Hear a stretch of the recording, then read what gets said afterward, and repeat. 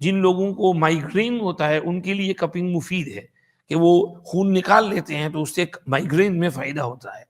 اسی طرح کبھی حضور نے اپنے کاہل پر، شولڈر پر بھی لگایا ہے، والکاہل.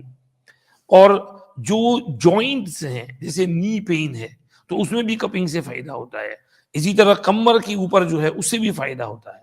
ہر بیماری میں کپنگ کا فائدہ نہیں ہے، بعض بیماری میں جہاں درد ہے، پین ہے، جوائنٹس ہیں، اس میں کپنگ کا فائدہ ہوتا ہے. ورنہ اگر پیٹ دکھ رہا ہے تو کپنگ سے کیا فائدہ ہوگا؟ تو پیٹ میں درد رہا ہے، وہاں کیا کپنگ کریں گے؟ تو ہر بیماری میں کپنگ مفید نہیں.